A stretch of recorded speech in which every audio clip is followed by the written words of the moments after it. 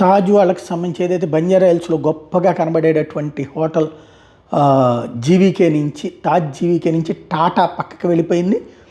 టాటా గ్రూప్కి చెందినటువంటి Indian hotels company limited IHCL Taj GVK hotels and resorts ఉమ్మడి భాగస్వామి నుంచి పూర్తిగా తప్పుకుంది. తాజ్ జీవీకేలో తనకున్న 25.52% వాటాన్ని ప్రమోటర్ గ్రూప్కి చెందిన షాల్నీ భోపాల్కి విక్రయించేసింది ఐహెచ్సిఎల్. 1.6 కోట్ల షేర్లని 1,370,000 ధరతో మొత్తం 592 కోట్లకి ఐహెచ్సిఎల్ అమ్మేసింది. ఫలితంగా తాజ్ జీవీకే భోపాల్ కుటుంబ వాటా 49% నుంచి ఏకంగా 74.99% పెరిగింది. ఆ సంస్థ మీద వాళ్ళకి పూర్తి యాజమాన్య హక్కులు వచ్చేసినాయి. బోర్డులోని ఐహెచ్సిఎల్ నామినేటెడ్ డైరెక్టర్లు అందరూ తమ పదవులకు రాజీనామా చేశారు. 2011 నాటి షేర్ హోల్డర్స్ 2007 నాటి ట్రేడ్ మార్క్ లైసెన్స్ ఒప్పందాలు రద్దయిపోయినాయి.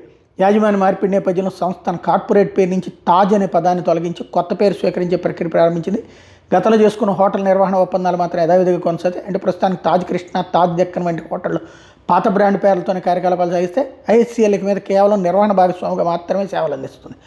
ఇది టాటా గ్రూప్ అనుసరిస్తున్న క్యాపిటల్ లైట్ ఆస్తుల మీద పెట్టుబడి తగ్గించి సేవల మీద దృష్టి పెట్టడం వ్యవహారంలో భాగం అంటూ మార్కెట్ వర్గాలు చెప్తున్నాయి. స్టాక్ మార్కెట్లో జరిగిన కీలక లావాదేవీలో ప్రమోటర్ గ్రూప్ చెందినటువంటి స్టార్లైట్ ట్రస్ట్ 12.5 లక్షల షేర్లు, మూన్లైట్ ట్రస్ట్ 12 లక్షల షేర్లు తమకున్న షేర్లను తమకున్న సుమారు 3.93% వాటాకు సమానమైన 25 లక్షల షేర్లను ఓపెన్ మార్కెట్లో ఒక్కో షేర్ ₹407.34 చొప్పున మొత్తం 105 కోట్లకు అమ్మారు.